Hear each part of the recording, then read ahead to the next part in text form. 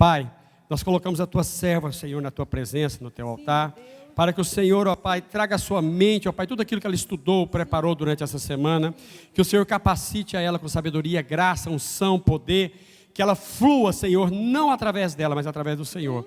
Que o Senhor ministre, Senhor, através da Tua filha, que ela tenha liberdade de transmitir tudo aquilo que o Senhor tem para nós como igreja. Nós abençoamos a vida dela, abençoamos a sua família, seu ministério, em nome de Jesus. Amém.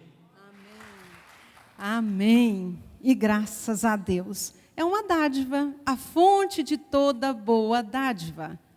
Não é o que nós vamos estudar hoje, a lição 6, a fonte de toda boa dádiva. É uma fonte mesmo, inesgotável. Esse amor sereno, perene do Senhor Jesus sobre mim e sobre você. Dádiva é isso.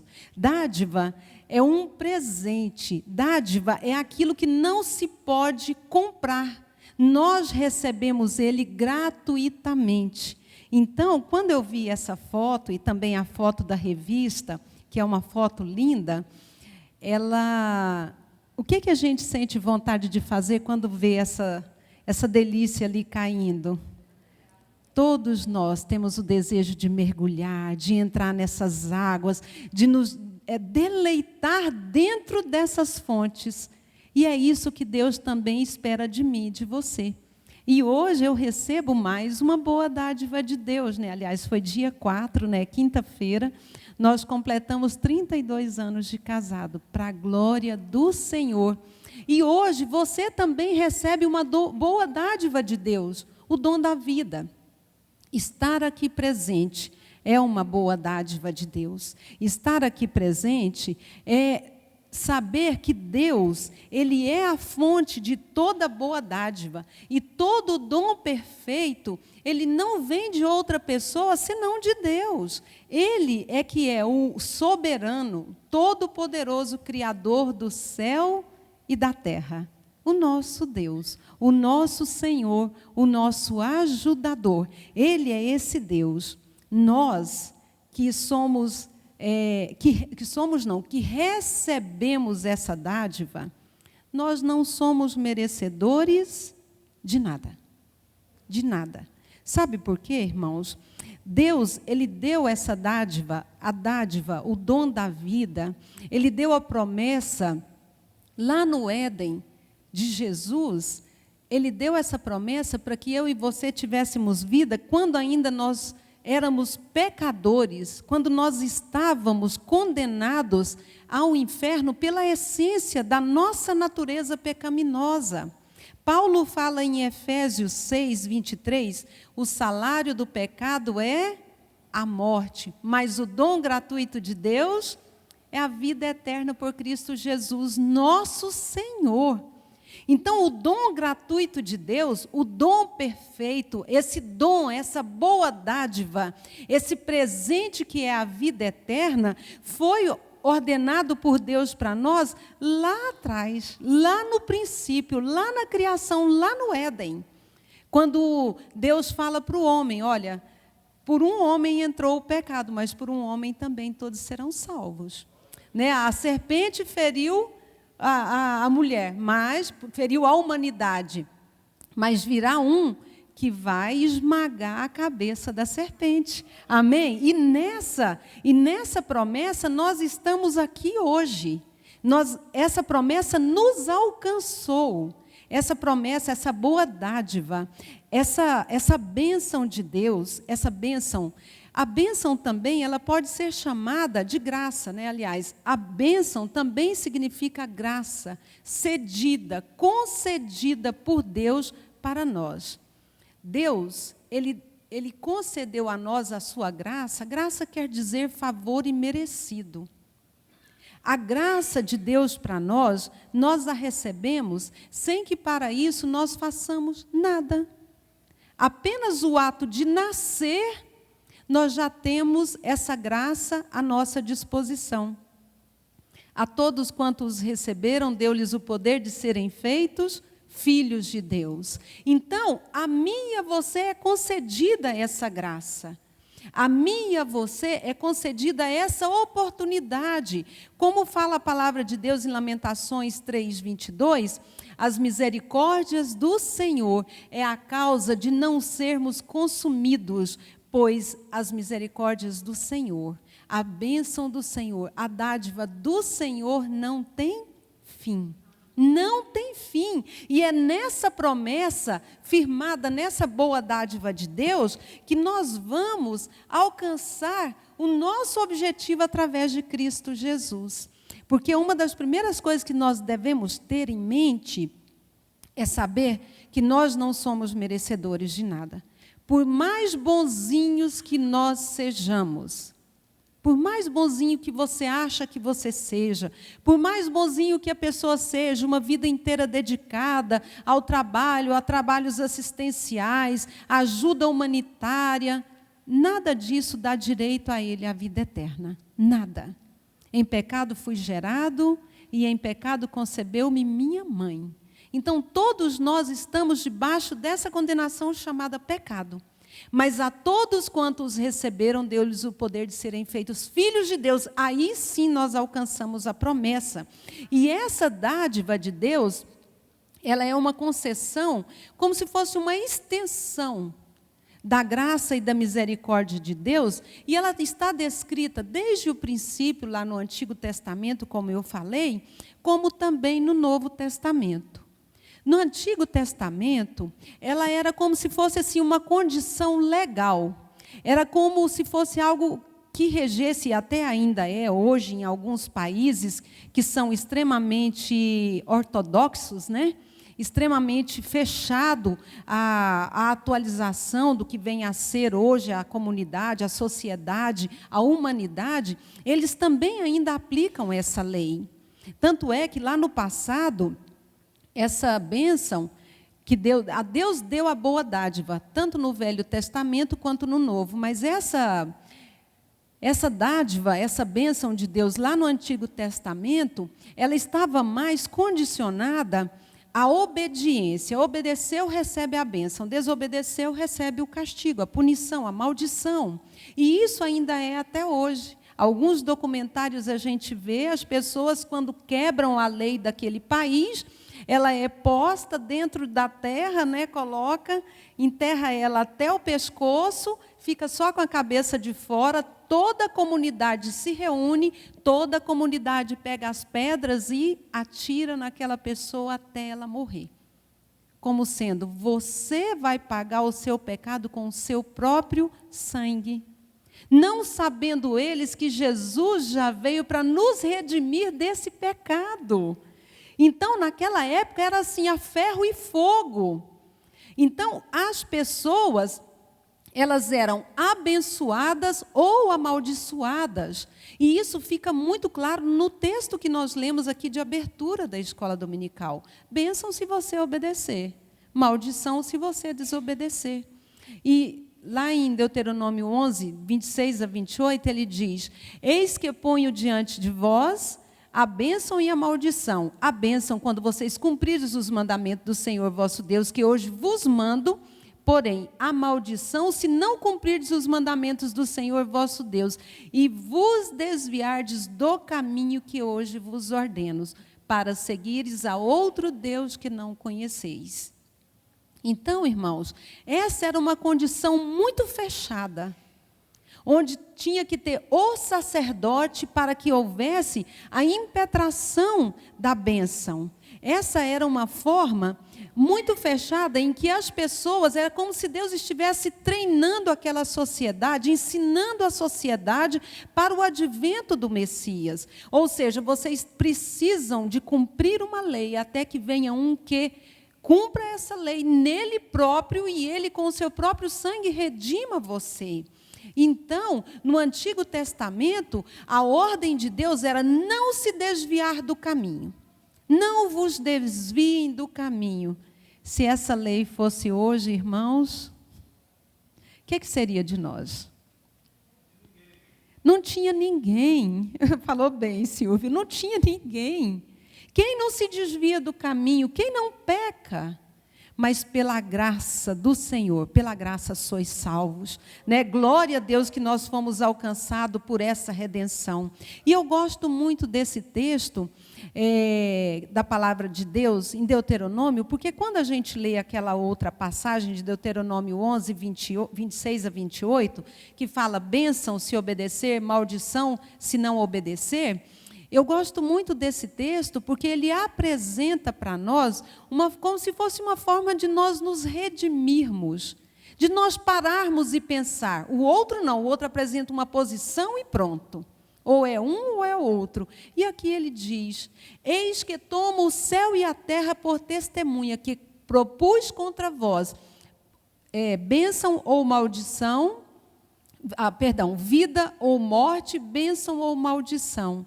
E a parte final do versículo: escolhe, pois, a vida, para que vivas tu e a tua descendência. Olha que coisa linda.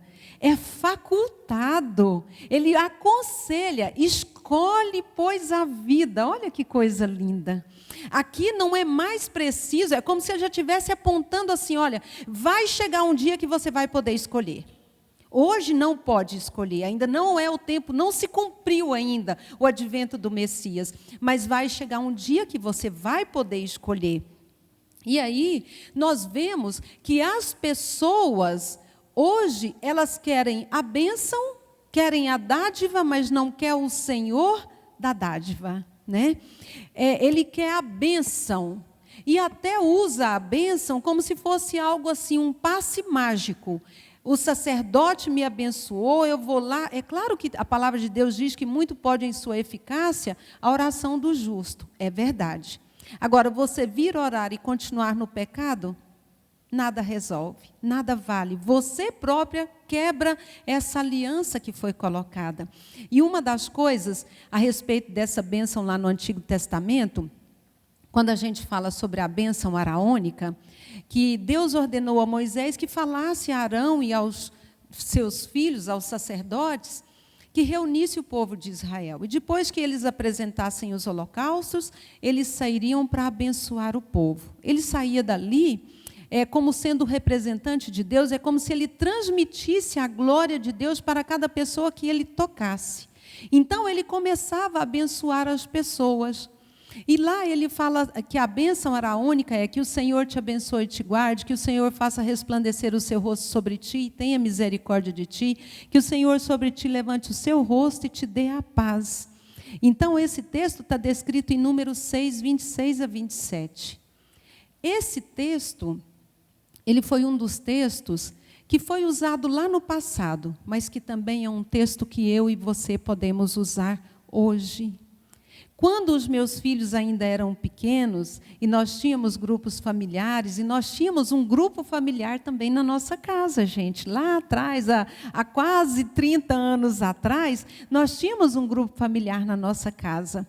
E o nosso irmão que deu a palavra naquele dia, até é o avô da Fernanda, o pastor Vandeir, da Fernanda, minha filha, Fernanda, esposa do Ranieri.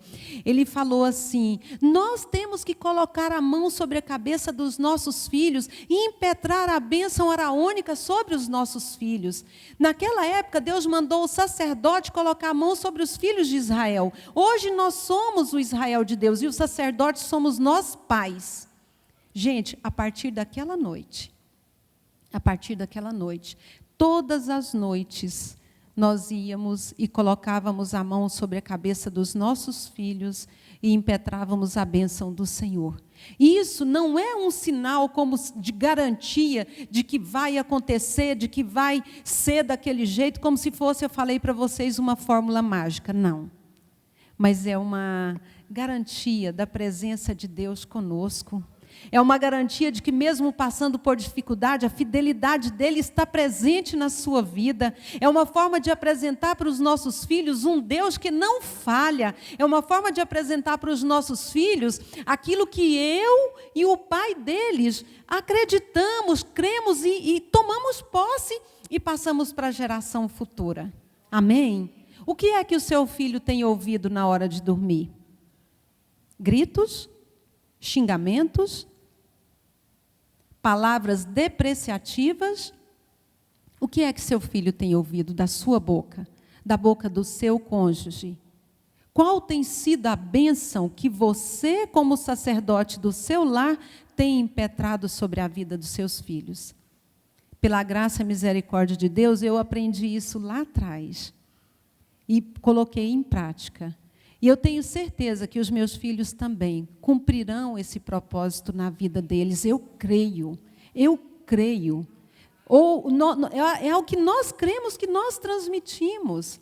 Então, essa boa dádiva de Deus que foi estabelecida lá no passado, ela também é para nós hoje. Nós somos o Israel de Deus hoje. A igreja é o povo de Deus, um povo escolhido. E nós, como povo escolhido, temos que transmitir essa boa dádiva. De que forma? Falando aos nossos filhos, para que eles falem aos filhos deles, e assim sucessivamente. Amém, amados? E como não poderia deixar de falar, essas bênçãos que foi apresentada para nós lá no Antigo Testamento, ela também continua nesse advento. Escolhe, pois, a vida, né, para que vivas tu e a tua descendência. Ou seja, a atitude que eu tomo hoje, ela tem consequências futuras. Se eu escolho a vida, os meus filhos vão viver dentro desta vida que eu escolhi hoje. E se eu não escolher, eles também receberão o mal da minha escolha. Então, essa bênção que foi estabelecida lá no passado, no Antigo Testamento, ela se cumpre no Novo Testamento, na nova aliança, através de Cristo Jesus. Quando a palavra de Deus em João revela, né, o texto áureo do cristianismo, ele apresenta para nós esse Cristo, né? Ele diz assim: porque Deus amou o mundo de tal maneira que deu o seu Filho unigênito para que todo aquele que nele crê não pereça, mas tenha a vida eterna. Porque o Filho de Deus não veio para condenar o mundo, mas para que o mundo fosse salvo por ele. Então, essa palavra, esse amor inefável, que não pode explicar através de palavras, ele se manifestou através de Cristo Jesus. Esse amor que não tem explicação, essa boa dádiva, essa graça de Deus. Tem um hino antigo que nós cantamos, o hino 205. Olha só o que diz esse hino. Olha como que é a manifestação dessa graça. A graça de Deus revelada em Cristo Jesus, meu Senhor, ao mundo perdido é dada, por Deus de infinito favor. Graça, graça, a mim basta a graça de Deus Jesus. Graça, graça, a graça eu achei em Jesus. E a segunda estrofe. A graça de Deus é mais doce do que bens terrestres aqui. Em gozo meu choro tornou-se, correndo sua graça para mim. Graça, graça, a mim basta a graça de Deus Jesus. Graça, graça, a graça eu achei em Jesus. Amém, meninos? Pode me convidar, Marília. A Bíblia diz: cantai e contai quão excelso é o Senhor, né? Como eu não canto, isso é só para vocês. Eu conto, né? Então, irmãos, a graça eu achei em Jesus. Em Jesus. Só nele. Do ponto de vista bíblico, as bênçãos de Deus, esse dom, essa graça de Deus, ela é uma prova do amor de Deus em cuidar de nós, seus filhos. Quem aqui merecia que Jesus morresse por ele? Quem? Me conta. Ninguém. Ninguém há que possa dizer, eu merecia. Não. Então, isso demonstra esse grande amor, essa graça, que não se pode ser explicada. Ela também é um resultado de uma vida de obediência e dedicação ao Evangelho do Senhor Jesus Cristo.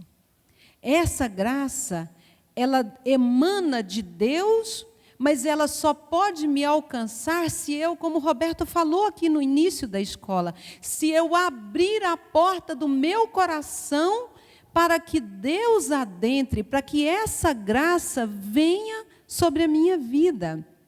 Então, essa graça, irmãos, ela possui, como nós possuímos, uma condição que Deus não nos criou robô. Deus nos criou seres dotados de livre-arbítrio. E dentro dessa graça, Ele deixa a liberdade de escolha. Então, essa graça, eu posso limitá-la ou não. É possível limitar a ação de Deus em nossas vidas? O que é que vocês acham? É possível? A ação de Deus para nós não podemos limitá-la. A ação dele para nós, ela é infinita. A disposição de Deus para intervir em nossas vidas, ela é infinita.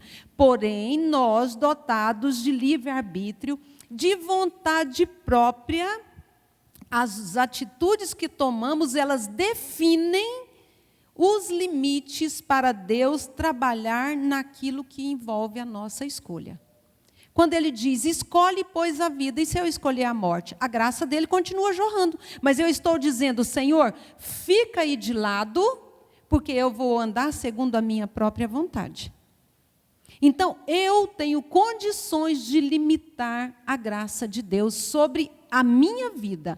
O sacrifício de Jesus, eu não tenho como limitar. Eu não tenho como dizer que ele não existe. Eu posso não reconhecê-lo. Eu posso não aceitá-lo, mas que ele existe e continua jorrando essa boa fonte, continua. Agora, receber depende, é uma escolha. Desde lá do Antigo Testamento, escolhe, pois, a vida. É uma decisão. Então, você é o responsável por definir até onde o Senhor pode ou não trabalhar em sua vida. Nós estabelecemos o limite para a ação de Deus através das nossas atitudes em resposta a Ele. Somos nós que damos liberdade para Deus modificar qualquer que seja a área da nossa vida. Pode ser uma área que precisa apenas de alguns ajustes e pode ser uma área onde precisa de muita mudança. Pode ser uma área onde nós já andamos tão errados, mas que de repente já nos acostumamos com o erro e passamos a aceitá-lo como normal. Ah, olha, no início, quando eu comecei a fazer desse jeito, me incomodava muito. Agora eu já até acostumei mais. Eu faço até com um pouco de liberdade o erro. A gente vê alguém que ainda tem coragem de falar assim, de ser assim. Ainda bem que eles têm coragem de falar, de procurar ajuda. Isso ainda é bom. O duro é aquele que tem essa comodidade dentro de si e não é capaz de abrir a boca para falar, olha, estou errado, preciso de ajuda. E muitas das vezes nós nos limitamos a essa fala e permitimos que o pecado continue morando dentro de nós. E isso faz com que a ação de Deus na nossa vida seja limitada. Deus, ele não atua juntamente com o pecado. A cada um de nós é facultado o poder de escolher uma vida segundo os sonhos de Deus ou viver a nossa própria vontade. A cada um de nós é facultado. Você é o responsável por limitar ou não o mover, a ação do Espírito Santo de Deus na sua vida. Cada um de nós somos responsáveis. Eu não sou responsável pela vida do Roberto e nem o Roberto é responsável pelas minhas decisões. Nós as tomamos individualmente. A salvação, ela é individual. E Deus vai olhar para nós e vai cobrar de cada um de nós a nossa decisão. Ele não vai cobrar do Roberto, Roberto, você impôs essa condição sobre a Tereza. Ele vai cobrar dele a decisão que é dele, a posição que é dele. Mas o meu erro é meu, a decisão é minha. Eu é que vou tomar essa posição. Se acontecer alguma coisa em decorrência do nosso estado matrimonial não ser bom, e eu procurar uma outra pessoa para me relacionar, Deus vai cobrar de mim. Porque quem procurou foi eu. Quem está olhando para o jardim do vizinho é eu. Mas eu estou olhando para o jardim do vizinho porque o meu jardim está mal cuidado. Vá cuidar do seu jardim. Dá trabalho, né? Cuidar do jardim, espeta a mão, né? Enche a unha de terra, fura, machuca, não é verdade? Não seja preguiçoso, não seja preguiçosa. Cuide do que é seu, do que Deus te deu. O que está feio pode tornar-se bonito com a graça do bom jardineiro. Amém, amados? Então, você é o responsável, você diz sim ou não. O que a palavra de Deus nos fala? Que Jesus ele está à porta batendo. Ele está à porta batendo. E ele diz, se você abrir, eu entrarei e cearei com você e você comigo. Então, essa é uma decisão que eu e você precisamos tomar.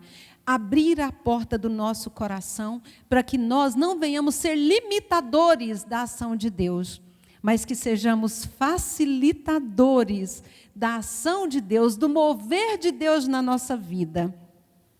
E várias são as razões pelas quais nós podemos limitar a ação de Deus nas nossas vidas. E tem inúmeras razões. E entre elas eu destaquei 4 praticamente. 4 ações que vão impedir a ação de Deus na nossa vida. Uma delas é a precipitação. A precipitação, irmãos, ao agirmos desta maneira, nós demonstramos que nós não temos confiança em Deus. Se Deus me deu uma promessa, se eu estabeleci um alvo diante de Deus, eu tenho que ser capaz de esperar. Eu tenho que ser capaz de fazer o que me é devido, mas eu tenho que esperar o tempo de Deus. Eu preciso esperar o tempo de Deus, para que a gente não venha incorrer em erros, como foi a questão que a própria revista relata de Saul. Saul perdeu o reinado porque ele estava esperando, Israel tinha que sair para a guerra, já estava em campo, mas o sacerdote Samuel atrasou, minha gente. Samuel atrasou. O que o rei fez? Tomou o lugar do sacerdote e ofereceu o holocausto ao Senhor e liberou o povo para poder ir embora. E aí? Ele assumiu uma posição que não lhe era devida e o Senhor não aceita. Cada um dentro do seu ofício. Por isso, o reinado foi tirado dele. Nós não podemos, de forma alguma, deixar que a precipitação, a ansiedade, o desejo de resultados imediatos. Hoje nós vivemos numa sociedade imediatista. Você dá enter aqui no computador, se ele não mudar na hora, você aperta 1000 vezes a mesma tecla, não é assim? Sociedade imediatista, e diante de Deus não existe imediatismo. Ou nós confiamos em Deus, ou confiamos na nossa própria força. Ou confiamos em Deus, ou eu sou capaz. Não preciso da ajuda de Deus. Então, é uma questão que nós precisamos estar atentos. Imediatismo, não. Incredulidade. A incredulidade, ela é a falta de fé. A incredulidade é aqueles que não têm fé e não podem ver além do mundo físico. Aquilo que eu não posso pegar, eu não vejo. E ora, gente, a fé, ela é o quê? Paulo fala, para mim, Hebreus, quem escreveu Hebreus foi Paulo, pronto. O meu pecado, para mim é Paulo, tá bom? Ou ele ou qualquer outra pessoa foi usado por Deus. Hebreus 11, o que a palavra de Deus nos diz? A fé é o firme fundamento das coisas que se esperam e a certeza, gente, convicção de fatos que não podem ser vistos. Isso é fé. Como que se explica a fé? Não explica. Fé você tem. Você tem fé ou não tem fé. Nós não precisamos de ver apenas o mundo físico, limitando a nossa visão àquilo que Deus já está fazendo no mundo espiritual. Deus, Ele tem para nós essa fonte, essa boa dádiva, e ela está determinada no reino celestial. Como que eu vou tomar posse dessa palavra aqui? Como que não é um rio que eu posso ir lá e quem dera, né? Se fosse, a gente ia viver como na Índia, né? Todo mundo lá às margens do rio para se lavar, o rio é santo. Não é. Nós sabemos que esse rio está à disposição de todos aqueles que o aceitaram. Amém, meninos? Então, amados, nós não devemos entrar pela incredulidade, achar que Deus não é capaz de fazer, que Ele não é capaz de mudar a circunstância.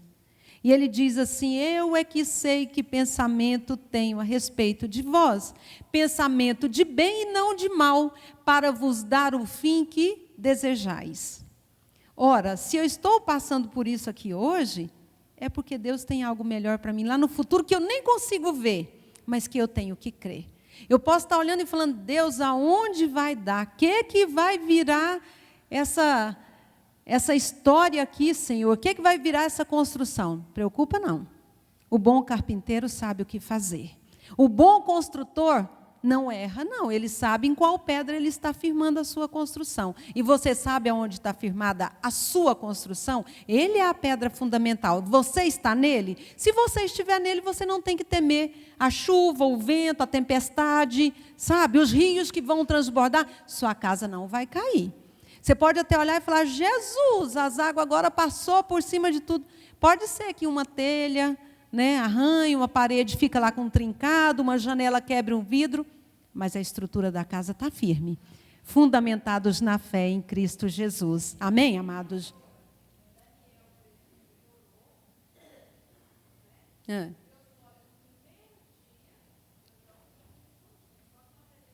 Sim,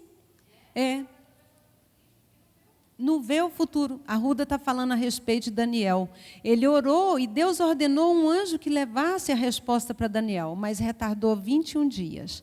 E ele teve que orar e jejuar, e Deus teve que mandar um anjo, Miguel, para poder passar o principado e potestade, para poder trazer a resposta para ele. Ele esperou. E nós, muitas das vezes, não queremos esperar, não podemos esperar, né?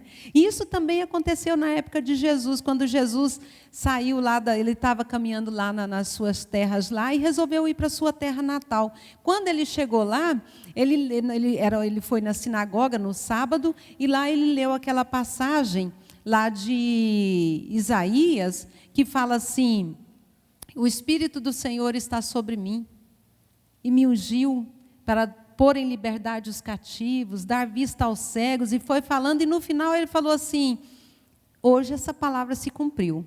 Ou seja, ele disse: eu sou o Messias esperado, eu sou o Filho de Deus. As pessoas oraram para ele e falaram assim: nossa, que sabedoria que ele tem, não é?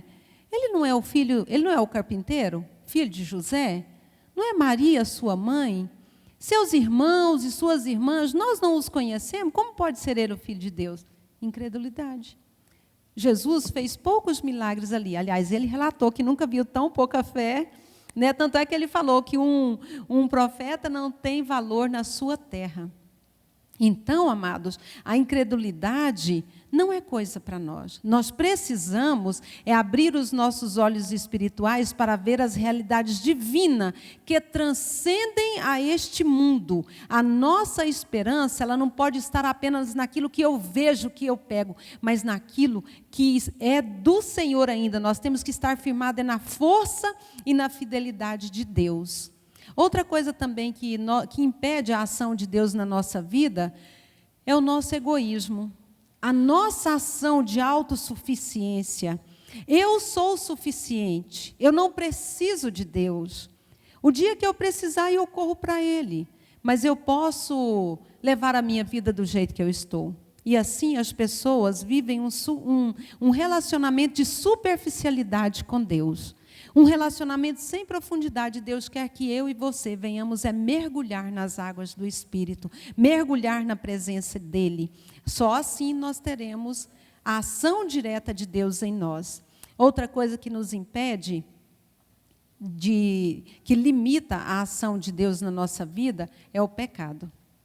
O pecado, ele é um grande abismo que separa o homem de Deus. Não apenas o homem de Deus. Ele faz com que a ação de Deus não esteja sobre a minha vida. É como se a mão de Deus estivesse aqui e eu falasse: fica aqui, Senhor, eu vou por aqui. Eu não preciso da sua mão, eu não preciso da sua sombra. Até eu cair no sol causticante do deserto, torrar a minha cabecinha, acabar a água, acabou a Teresa. Eu tenho que correr de volta para a graça de Deus. Ou então, eu não existirei mais. Acabou a minha vida. Por quê? Porque o pecado, ele nos distancia de Deus.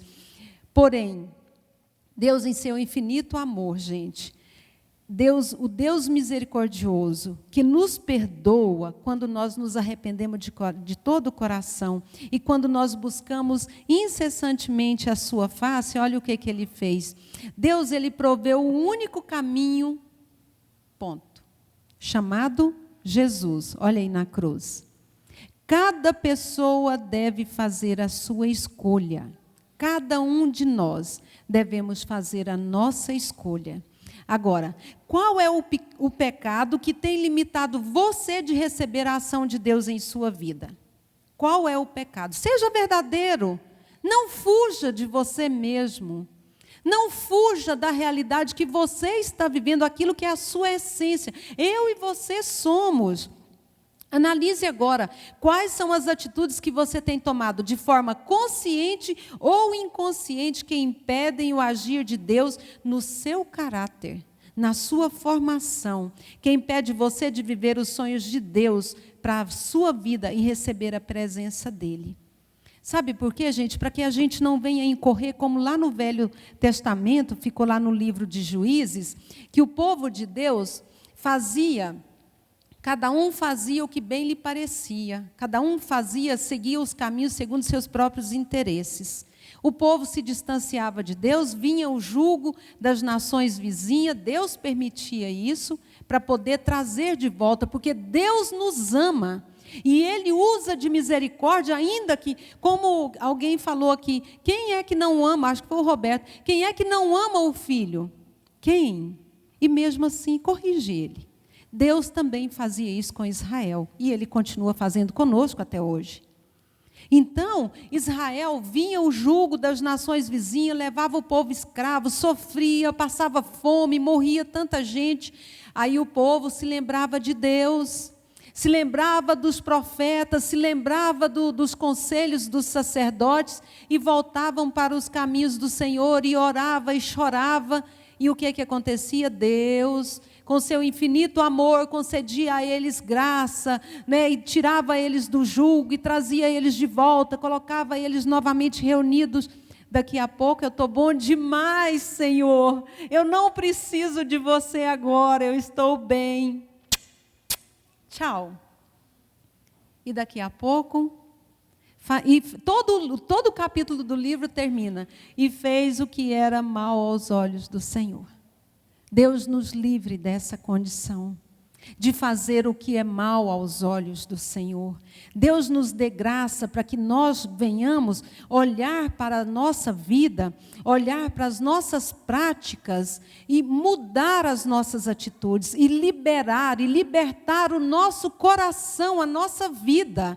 Porque Deus, a posição de Deus é assim: eu estou aqui. E aí? Você aceita, né? Ele respeita a nossa decisão. O Senhor não nos obriga a nada, apesar de poder fazer. Ele poderia nos obrigar, sim, mas Ele falou: eu não quero nada por imposição, é por decisão, é por amor. E aí a palavra de Deus lá em Jó 22, o verso 22, que é uma passagem linda, essa passagem do Jó, de 21 até o 28. Mas nesse caso aqui, aplica-se apenas essa primeira parte, o verso 22. Quando ele diz assim, aceita, peço-te. Ele não nos obriga. É igual ele fala lá em Deuteronômio, escolhe, pois, a vida para que vivas tu e a tua descendência.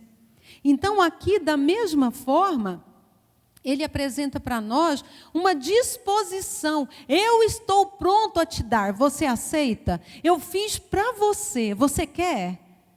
Meu Deus, e nós dizemos não. A gente rejeita.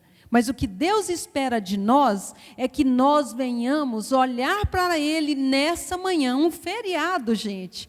No meio de um feriadão, nós estamos aqui, né, juntos, buscando maneira de melhor servir ao Senhor. Agora, essa pessoa que recebe, essa pessoa que aceita a lei da sua boca e põe as suas palavras no seu coração, ela é uma nova criatura. E como sendo uma nova pessoa em Cristo Jesus, ela possui algumas marcas.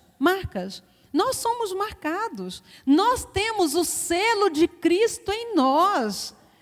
Nós somos como uma carta selada. O único que tem poder de nos abrir é o próprio Deus. Então, os servos abençoados por Deus, ele traz em si marcas, né? Os verdadeiros servos de Deus evidenciam no seu viver diário, no seu caráter, ações que caracterizam essa marca.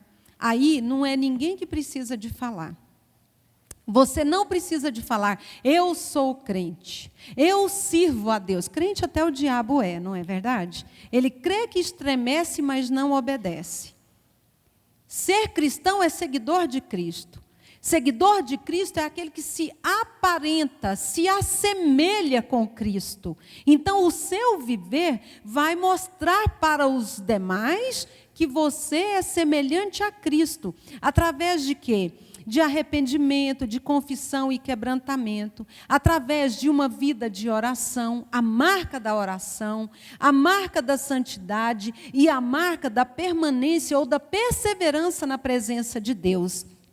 A marca do arrependimento, da confissão e do quebrantamento, eu trouxe duas pessoas para que a gente pudesse analisar, ser enriquecidos com o exemplo deles. A vida do rei Ezequias, um homem quebrantado. Quando ele estava no seu leito de morte, o Senhor manda Isaías ir até o palácio e fala para ele assim, fala para Ezequias, põe a tua casa em ordem porque você vai morrer. O que Ezequias fez? Ele não falou nada para Isaías, ele virou para a parede e chorou. E falou ao Senhor, Senhor, olha para mim. Ele não cobrou de Deus, ele falou, Deus, olha, eu tenho lutado para fazer a tua vontade, eu tenho lutado a minha vida inteira para cumprir os seus mandamentos. Então ali você vê a oração de um coração quebrantado, um coração que se humilhou na presença de Deus. E antes mesmo que Isaías saísse do palácio, o que Deus falou? Volta e fala para Ezequias que eu acrescentei mais 15 anos de vida na vida dele.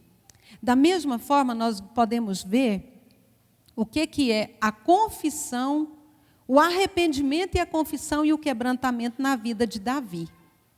Davi, um homem segundo o coração de Deus, que escreveu palavras maravilhosas em todos os salmos, mas que teve um dia lá que ele pecou, né, lá com Betseba, e depois o seu pecado trouxe tantas consequências para ele, que teve um dia que ele não suportou a saudade de Deus, a ausência de Deus, ele não suportou o pecado sobre si, e ele compôs o Salmo 51, que é lindo, gente. Depois vocês leiam ele todo em casa. E eu fiz uma síntese dele, onde ele diz assim, purifica-me com o hisopo. O hisopo, gente, é uma planta característica daquela região, é como se fosse um herbicida. Ele é aromatizante, ele espanta os insetos, né? Ele é herbicida também. Mas ele fala que, no caso, ele é usado como bactericida. Ele diz assim, purifica-me com o hisopo e ficarei e ficarei puro, lava-me e ficarei mais branco do que a neve. O que a gente usa hoje que é bactericida, que lava e fica mais branco que a neve? Fala aí, Albert. A água sanitária, o mais comum, né, que todo mundo conhece como que boa, né? Então, gente, é como se fosse algo assim, ele estava sujo. Ele estava sujo e ele tinha que se limpar. Então ele falou: Deus, purifica-me, lava-me, eu aceito. Esconde a tua face dos meus pecados e apaga todas as minhas transgressões.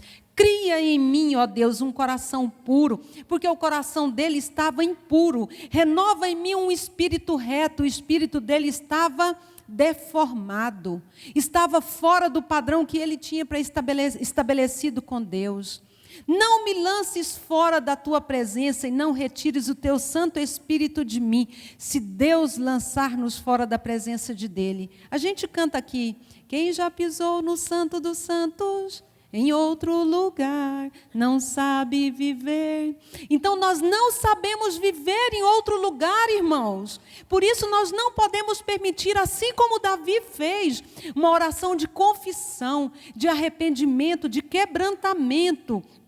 E ele fala: Senhor, torna a dar-me a alegria da tua salvação, porque ele estava triste, ele não conseguia enxergar a salvação de Deus sobre a vida dele. Sustém-me com um espírito voluntário. Os sacrifícios que Deus, ele fala lá, sacrifício, Senhor, não é isso que o Senhor pede, apenas o sacrifício, ir lá oferecer um sacrifício, libações. Não, não é isso não, Senhor. O sacrifício para Deus é um espírito quebrantado. E um espírito quebrantado, e um coração quebrantado e contrito, o Senhor não rejeita. Como que está? Talvez nós estamos falando isso diante de Deus, mas o nosso coração está ensoberbado, dono de si mesmo. E Deus está dizendo: esse coração eu não aceito. Eu aceito um coração quebrantado, um coração que me suplica, né?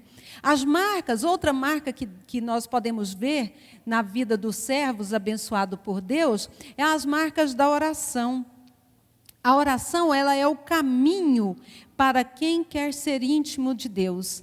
E a intimidade da súplica que Ezequias fez e o quebrantamento, a confissão de Davi, ele nos estimula a falar com o nosso Pai mesmo durante a crise, mesmo tendo errado.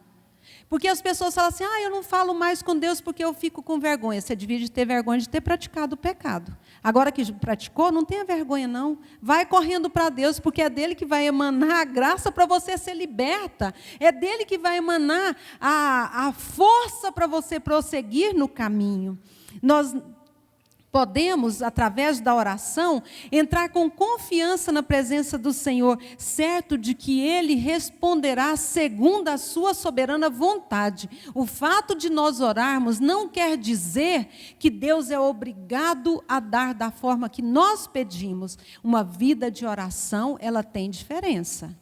Uma vida de oração, ela traz consigo toda uma possibilidade de Deus ouvir mais do que aquele que não tem ligação, como diz a pastora Cássia. Alô, quem?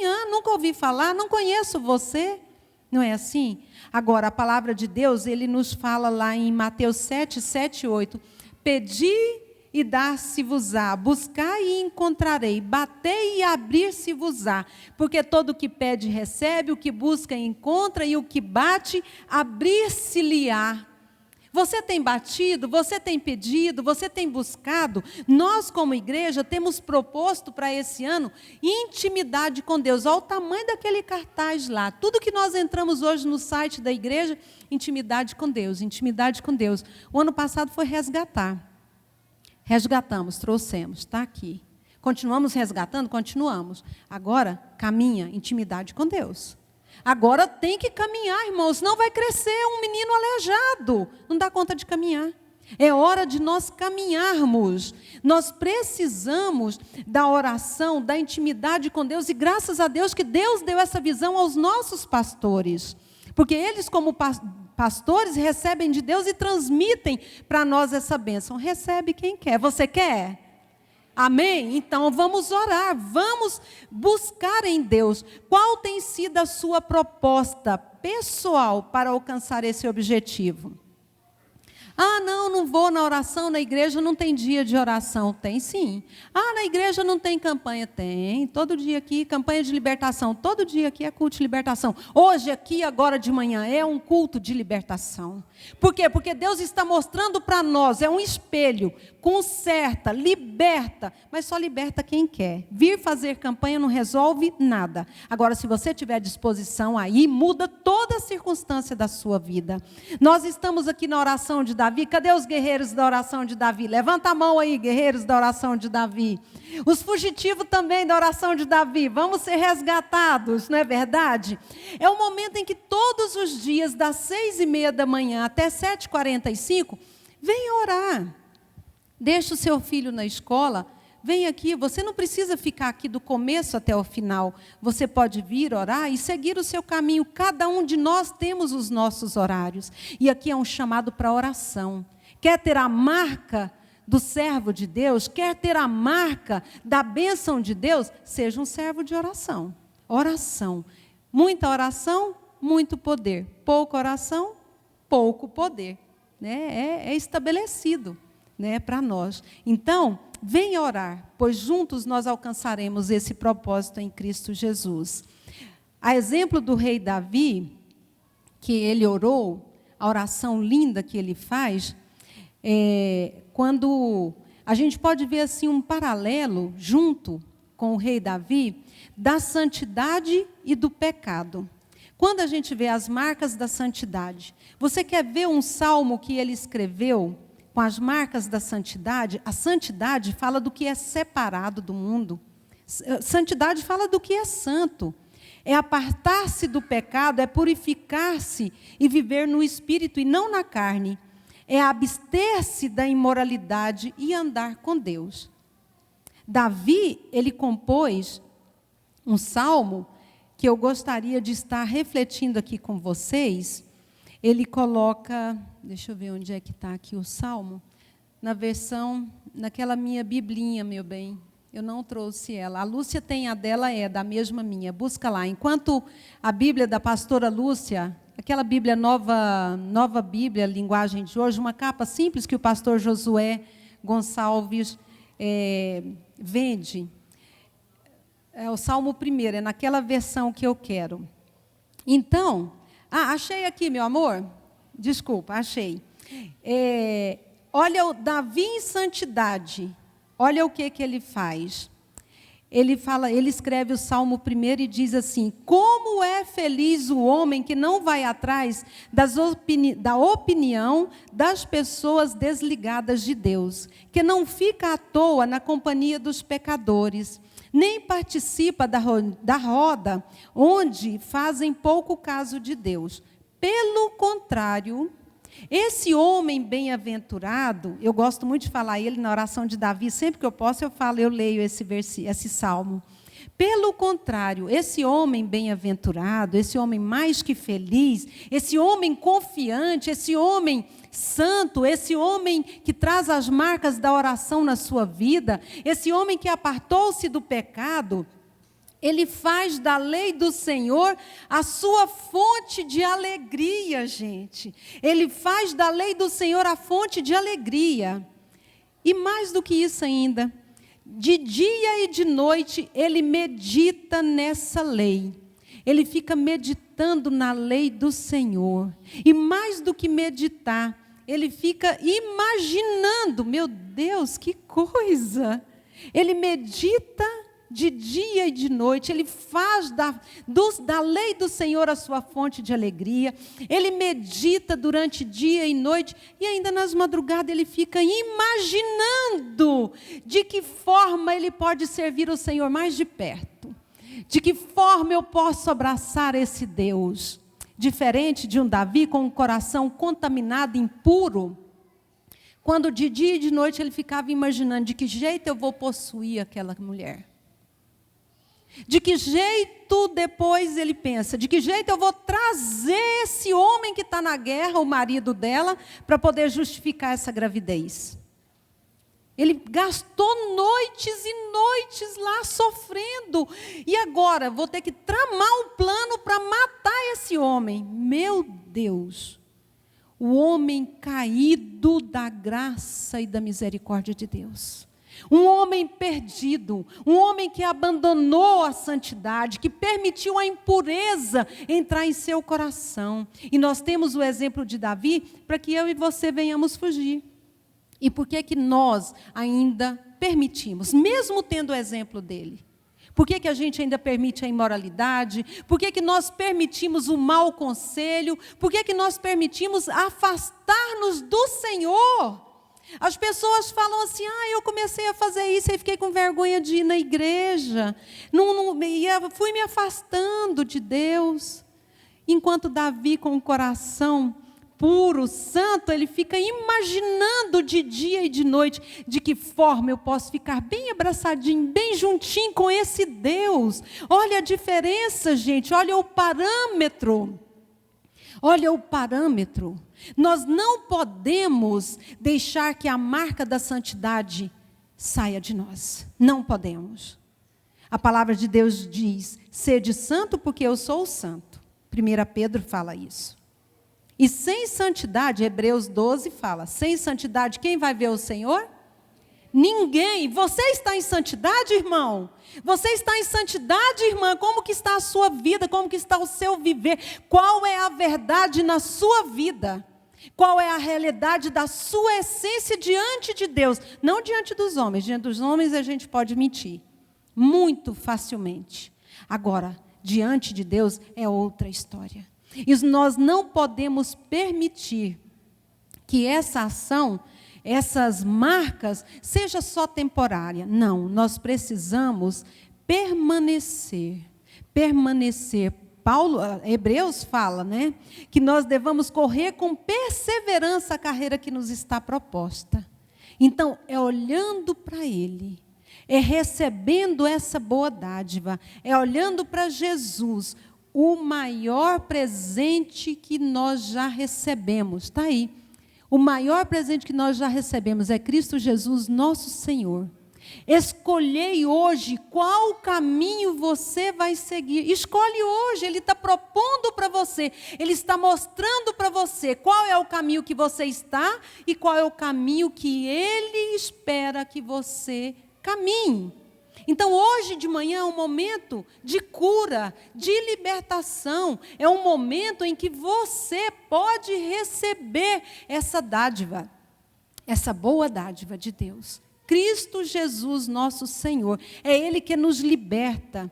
E Ele diz lá, eis que tomo o céu e a terra por testemunho, que propus contra ti vida e morte, bênção ou maldição. Escolhe, pois, a vida, para que vivas tu e a tua descendência.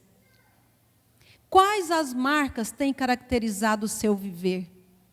Qual tem sido as suas escolhas? O que eu e você temos feito com a graça de Deus? Qual, gente? Nós estamos, graça,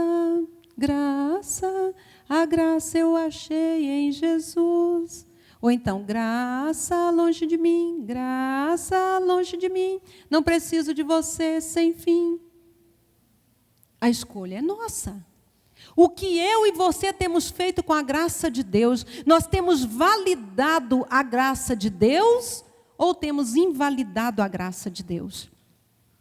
Por isso Paulo fala, quando formos tomar Santa Ceia, domingo que vem a Santa Ceia, ele fala, por isso examina-se o homem a si mesmo, e assim coma do pão e beba do cálice, para não beber e comer condenação sobre si.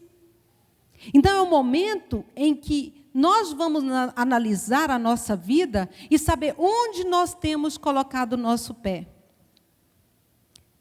Na preparação, nossos pés estão calçados com a preparação do Evangelho da Paz? Os nossos pés estão caminhando em Cristo Jesus?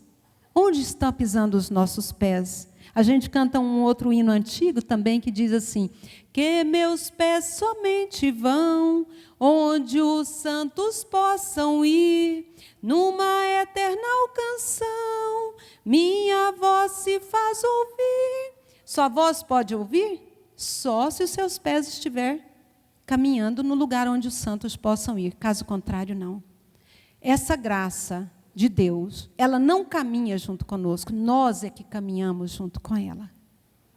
Você tem que estar debaixo dessa graça. Essa fonte eterna, ela está tanto para mim quanto para você. Ela está à disposição. E Deus espera que eu e você venhamos escolher a vida e a bênção.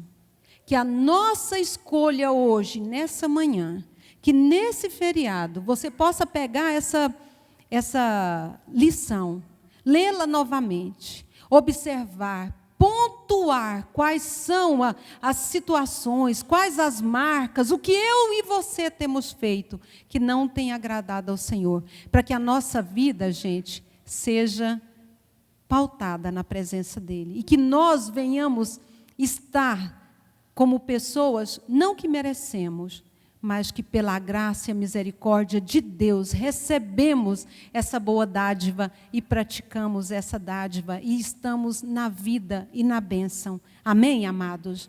Vamos estar de pé, vamos orar ao Senhor, para que essas palavras não fiquem apenas soando, foi uma palavra boa. Não, eu não gosto apenas de palavra boa.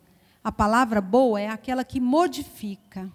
A palavra boa é aquela que você guarda no seu coração e fala: aquela palavra modificou a minha vida. Aquela palavra mudou a minha história. Outro dia eu achei lindo o testemunho de uma pessoa que falou assim: olha, pastor, uma palavra que você falou mudou a minha vida. Eu falei: meu Deus, que poder. Se essa pessoa soubesse que essa palavra ia dar esse fruto, ela teria falado essa palavra 1000 vezes, mas talvez não alcançaria o objetivo. Esteja atento para o que Deus está te falando hoje. Esteja atento para o que Deus está programando vida e bênção sobre você, sobre a sua família, sobre a sua descendência. Busque ao Senhor, ande em santidade, ande na oração, traga sobre você essas marcas e nós desfrutaremos, não apenas aqui dessa alegria, mas uma eternidade com Cristo Jesus. Amém, amados? Vamos orar nesse instante, clamando que essa graça, esse amor do Senhor seja sobre nós e que nós possamos estar aqui, nessa fonte, a fonte de toda boa dádiva, Cristo Jesus, o Senhor. Aqueles que nunca aceitaram a essa fonte, aqueles que nunca receberam dessa água, você quer receber a Cristo Jesus agora como seu Senhor e seu Salvador? Você quer mergulhar nessas águas profundas? Há alguém aqui entre nós que ainda não aceitou Jesus, que ainda não recebeu, que ainda não facilitou, não abriu o seu coração para receber a Jesus como Senhor e quer recebê-lo nessa manhã? Todos aqui somos cristãos? Amém. Você que está aí no banco, talvez esteja constrangido de vir aqui à frente. Deus, Ele está bem pertinho de você. Essa bênção, essa dádiva, Ele está afirmando para você: eu estou perto de você. Eu nunca te deixei, eu estou aqui, só esperando você abrir a porta do seu coração. Então aproveite esse momento. Abra a porta do seu coração e faça uma nova aliança com Deus, recebendo a santificação, recebendo a pureza. Ore como Davi orou: lava-me, Senhor, purifica-me e eu ficarei são, ficarei limpo. Faça essa oração, é um momento nosso com Deus. Amém, meninos? Vamos orar em nome de Jesus. Senhor Deus e Pai, diante de Ti nós aqui estamos, clamando pela Tua presença, clamando, Senhor, pelo manifestar da Tua graça, clamando pelo derramar do Teu poder. Senhor, seja sobre nós, meu Deus, a Tua bondosa mão, que nós venhamos desfrutar desfrutar das dádivas do Senhor. Que nós venhamos, Senhor, meu Deus, a cada dia caminhar de graça em graça, de vitória em vitória. Meu Deus, a cada um que está aqui nessa manhã, que está orando ao Senhor, que está clamando pela tua doce presença. Meu Deus, ouve a oração de cada um de nós que aqui estamos e revela-te a cada um. Por mais que a pessoa venha se sentir indigno nesse momento, meu Pai, trabalha nos corações, que eles possam, a cada um de nós, olharmos para o Senhor, meu Deus, e recebermos essa boa dádiva, Cristo Jesus, nosso Senhor, sobre nós, e que nós possamos trazer as marcas dessa dádiva, as marcas do derramar desta graça sobre a nossa vida. Assim oramos em nome de Jesus. Amém. Amém, amados. Deus abençoe a todos, que a graça, a unção e o poder do Senhor seja sobre vocês, e que essas palavras não terminem aqui, não acabem aqui, mas que elas fiquem fervendo dentro de vocês, que vocês possam fazer como Davi, de dia e de noite, ficar imaginando, meditando de que forma nós podemos servir ao Senhor mais de perto. Amém, amados? Deus abençoe a todos em nome de Jesus.